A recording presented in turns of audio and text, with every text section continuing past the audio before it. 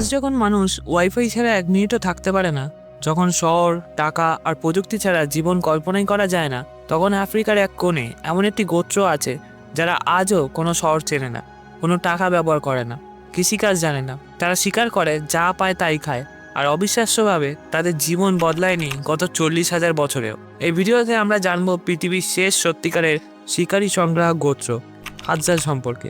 তাই চলুন শুরু করা যাক। হাদজা হলো পৃথিবীর খুব অল্প কয়েকটি জনগোষ্ঠীর একটি, যারা এখনও পুরোপুরি হান্টার গ্যাডার লাইফস্টাইল অনুসরণ করে। তারা বাস করে উত্তর টানজানিয়ার লেক ইয়াসির আশপাশে। জনসংখ্যা মাত্র 1000 থেকে 1300 জনের মধ্যে। আধুনিক সভ্যতা, কৃষি, শহর, টাকা সবকিছুই বাইরে তাদের জীবন। হাদজা মানুষ কোনো ধরনের চাষাবাদ করে না। তারা ধান চাষ করে না, গম বা ভুট্টা ফলায় না, সবজি বা ফলের বাগান করে না, কারণ তাদের বিশ্বাস প্রকৃতি নিজেই সবকিছু দেয়। জমি চাষ করা মানে প্রকৃতিকে নিয়ন্ত্রণ করা, যা তারা করে না। তাই কোনো স্থায়ী জমি নেই, কোনো ফসল সংরক্ষণ নেই, কোনো ভবিষ্যৎ পরিকল্পনা নির্ভর খাবার নেই। হাদজা মানুষ গরু পালে না, ছাগল, ভেড়া, মুরগি কিছুই পালে না। তারা কোনো প্রাণীকে নিজেদের সম্পত্তি মনে করে না। প্রাণী মানে বনে স্বাধীনভাবে থাকা জীবন, যাকে শিকার করা যায় কিন্তু দাস বানানো যায় না। এটি আফ্রিকার আশেপাশের বেশিরভাগ উপজাতির থেকেও হাদজাকে আলাদা করে। হাদজা সমাজে কোনো ফ্রিজ নেই, কোনো শুকনো খাবারের স্টোর নেই, কোনো আগামীকালের জন্য খাবার নেই। তারা বিশ্বাস করে আজ যা পাওয়া যাবে আজই খাওয়া হবে, কাল প্রকৃতি আবার দেবে। হাদজা জীবন পুরোপুরি ডে টু ডে সার্ভাইভাল ভিত্তিক। আজকের খাবার আজই শিকার করা, আজই সংগ্রহ করা, আজই ভাগ করে খাওয়া। কাল কি হবে কেউ জানে না, কেউ চিন্তাও করে না। হাদজা মানুষ যেসব প্রাণী শিকার করে খায় তা হলো অ্যান্টিলোপ, বেবুন, বিভিন্ন ধরনের পাখি, ছোট স্তন্যপায়ী প্রাণী। মেয়েরা শিকার করে মূলত ধনুক ও বিষমাখা তীর দিয়ে, দলগতভাবে কোনো আধুনিক অস্ত্র ছাড়া। হাদজা মানুষের জন্য পোকামাকড় ঘৃণা নয়, বরং তাই খায়। উই, গ্রুভস, লার্ভি, এগুলো উচ্চ প্রোটিন, সহজে পাওয়া যায় এবং শক্তি দেয় দ্রুত। হাদজা সমাজে মধুই সবচেয়ে দামি খাবার। পুরুষ, নারী, এমনকি শিশুরাও মধু সংগ্রহে অংশ নেয়। মধু সংগ্রহের সময় তারা খুব উঁচু গাছে ওঠে, আগুন ও ধোঁয়া ব্যবহার করে, মৌমাছি তাড়ায়। শত শত মৌমাছির কামড় খায়, ভয়ঙ্কর ঝুঁকি থাকা সত্ত্বেও থামে না। হাদজা মানুষ সবসময় খাবার রান্না করে না, অনেক মাংস কাঁচাই খায়। তাদের খাদ্যে নেই লবণ, চিনি, তেল, প্রসেস ফুড, মাংস। শিকার করার পরপরই খাওয়া হয়, ভাগ করে নেওয়া হয় পুরো দলের মধ্যে। তাদের মধ্যে যদি ওরে, নড়ে, হামাগুড়ি দেয় বা বনে জন্মায়, হাদজা তা খেতে পারে। কিন্তু তারা কিভাবে সবকিছু খেয়ে বেঁচে থাকে? বিজ্ঞানীরা আবিষ্কার করেছেন হাদজা মানুষের গাট মাইক্রোবিক আধুনিক মানুষের থেকে সম্পূর্ণ আলাদা। তাদের অন্ত্রে ব্যাকটেরিয়ার বৈচিত্র্য অনেক বেশি, ক্ষতিকর জীবাণু সহজে টিকে থাকতে পারে। এদের শক্তিশালী রোগ প্রতিরোধ ক্ষমতা অনেক বেশি, কারণ কোনো প্রসেসড খাবার নেই, কোনো কৃত্রিম রাসায়নিক নেই। ফলাফল খুব কম অসুখ, শরীর নিজেই মানিয়ে নেয়। গবেষণায় দেখা গেছে প্রায় নেই ডায়াবেটিস, স্থূলতা, হার্ট ডিজিজ, উচ্চ রক্তচাপ, অত্যন্ত বিরল এগুলো। হাদজা সমাজে বহু বিবাহ আছে, কিন্তু যেভাবে বাইরে থেকে মানুষ কল্পনা করে, হারেম, জোর করে বিয়ে, নারী, দাসত্ব, সেগুলো কিছুই এখানে নেই। একজন পুরুষ একাধিক স্ত্রী রাখতে পারে, কিন্তু বাস্তবে তা খুবই সীমিত এবং বিরল। সবচেয়ে গুরুত্বপূর্ণ বিষয়, এখানে নারীর সম্পত্তি ছাড়া কোনো বিয়েই হয় না। কোনো বাবা মা মেয়েকে জোর করে বিয়ে দেয় না, কোনো গোত্রপ্রধার সিদ্ধান্ত নেই। একজন নারী নিজেই ঠিক করে কাকে সে বিয়ে করবে আর কাকে করবে না। বিবাহ কোনো স্থায়ী চুক্তি নয়। যদি কোনো নারী বিয়েতে অসুখী হয়, সে যে কোনো সময় সেই সম্পর্ক ছেড়ে যেতে পারে। তাকে কেউ থামায় না, শাস্তিও দেয় না, সমাজ থেকে বের করেও দেয় না।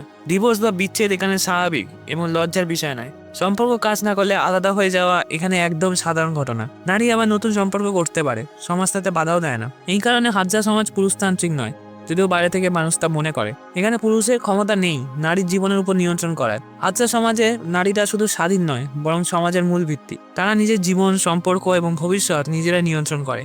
খাবারের বড় অংশ নারীরাই সংগ্রহ করে, পুরুষরা শিকার করে। কিন্তু প্রতিদিনের নিশ্চিত খাবার, ফল, কন্দ, মূল, মধু মূলত নারীরাই জোগাড় করে। ফলে অর্থনৈতিক বা খাদ্য নির্ভরতা নারীদের উপরেই বেশি। কোনো পুরুষ নারীর উপর কর্তৃত্ব করতে পারে না। স্ত্রীকে মারধর করা, ভয় দেখানো বা জোর খাটানো, এসব আচরণ সমাজে ঘৃণার চোখে দেখা হয়। গৃহস্থালির সহিংসতা সামাজিকভাবে সম্পূর্ণ অগ্রহণযোগ্য।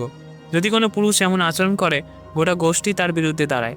এই সমতা 1000 বছর ধরে টিকে আছে, কোনো আইন বা আন্দোলন ছাড়াই, শুধু সামাজিক মূল্যবোধের কারণে। হাদজা শিশুদের কোনো স্কুল নেই, কোনো ক্লাসরুম, বই, পরীক্ষা, ডিগ্রি কিছুই নেই। শাস্তির জন্য কোনো ব্যবস্থাও নেই। শিশু ভুল করলে তাকে মারধর করা হয় না, ভয়ও দেখানো হয় না। শেখার পদ্ধতি খুবই স্বাভাবিক। বড়দের দেখেই শেখা, খেলতে খেলতে শেখা, প্রকৃতির সাথেই মিশে শেখা। খুব ছোট বয়স থেকে শিশুরা ব্যবহার করে ধারালো ছুরি, ধনুক ও তীর, আগুন। আশ্চর্যের বিষয়ে, এত স্বাধীনতার পরেও শিশুরা অরাজক নয়, বরং তারা হয় আত্মবিশ্বাসী, শারীরিকভাবে শক্ত, পরিবেশ সম্পর্কে অত্যন্ত সচেতন। প্রকৃতির সাথে শিশুদের সম্পর্ক গভীর ও স্বাভাবিক। তারা জানে কোন গাছ খাওয়ার যোগ্য, কোনটা বিষাক্ত, কখন বৃষ্টি আসবে। হাদজা সমাজে কোনো টাকা নেই, কেনাবেচা, জমি, ব্যাংক এসব ধারণাই নেই। ব্যক্তিগত সম্পত্তিও নেই। কেউ জমি বা খাবার জমি রাখতেও পারে না। কোনো নেতা নেই, না প্রধান, না রাজা, না পুলিশ, না সেনা, কোনো লিখিত আইনও নেই, আইন বইও নেই। মানুষের আচরণই আইন। সমাজ চলে তিনটি নীতিতে: ভাগাভাগি, সম্মান ও দলগত শাস্তি। যদি কেউ লোভী হয়ে ওঠে, বেশি খাবার জমায় বা অন্যদের ঠকায়, তাকে শাস্তি দেওয়া হয় না, বরং সমাজ তাকে উপেক্ষা করে, লজ্জা দেয়। এই সামাজিক চাপই সবচেয়ে শক্তিশালী শাস্তি। এই ব্যবস্থায় অপরাধ প্রায় নেই, কারণ ক্ষমতাই নেই, লোভ বাড়ানোর সুযোগও নেই। হাজার মানুষের সকাল শুরু হয় কোনো অ্যালার্মে নয়, কোনো তাড়া নেই, সূর্য ওঠার সঙ্গে সঙ্গে তারা জেগে ওঠে। কিন্তু এখানে অফিসে যাব বা আজ কী কাজ, এই প্রশ্নগুলোও নেই। সকালে তারা একসঙ্গে বসে সিদ্ধান্ত নেয় আজ কে শিকারে যাবে, কে মধু খুঁজবে, কে ফলমূল ও কন্দমূল সংগ্রহ করবে। এই সিদ্ধান্তে কোনো নেতা নেই, কোনো আদেশও নেই, সবাই সমান। পুরুষরা সাধারণত শিকার বা মধু সংগ্রহে যায়, মহিলা শিশুদের নিয়ে বের হয় বেরি, শিকড় এসব সংগ্রহ করতে। তারা জানে আজ যা পাওয়া যাবে সেটাই আজকে খাবার, কাল নিয়ে কোনো পরিকল্পনা নেই। হাজরা সমাজের সবচেয়ে অদ্ভুত বিষয়, তারা খাবার জমায় না। যা পাওয়া যায়, শিকার করা পশু, বুনো ফল, মধু, সব সেই মুহূর্ত খাওয়া হয়। কোনো ফ্রিজও নেই, কোনো স্টোর রুম নেই, কোনো কালকের জন্য রেখে দেওয়া নেই। আর সবচেয়ে গুরুত্বপূর্ণ বিষয়, খাবার ভাগ করা বাধ্যতামূলক। কেউ বেশি খেলে বা কেউ বেশি পেলে সবাই পায়, কেউ কম পেলে দল তাকে ছেড়ে দেয় না। সূর্য ডোবার সঙ্গে সঙ্গে হাজরা জীবন সবচেয়ে সুন্দর হয়ে ওঠে। সবাই আগুনের চারপাশে বসে, কেউ দিনের শিকারে গল্প বলে, কেউ পুরনো কিংবদন্তি, কেউ হেসে গিয়ে ওঠে। এগুলো শুধু বিনোদন নয়, এভাবেই তারা শেখে শিকার করা কৌশল, প্রকৃতির নিয়ম, বেঁচে থাকার জ্ঞান। এখানে কোনো টিভি নেই, কোনো ফোন নেই, কোনো নিউজও নেই, শুধু মানুষ আর মানুষ। তবে হাজরা মানুষের জীবনের সবচেয়ে অবাক করা বিষয়, তারা কাল নিয়ে ভয় পায় না, যেটা আমরা খুব পাই।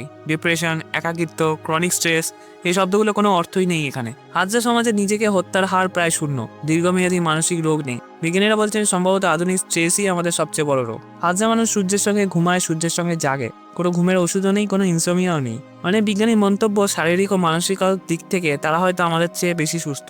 তবে প্রাচীন জীবনধারা আজ মারাত্মক হুমকির মুখে।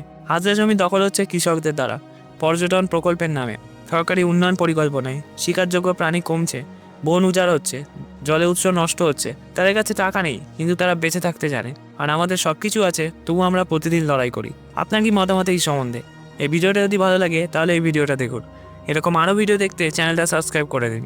দেখা হচ্ছে খুব তাড়াতাড়ি আরেকটা ভিডিওর সাথে। ধন্যবাদ।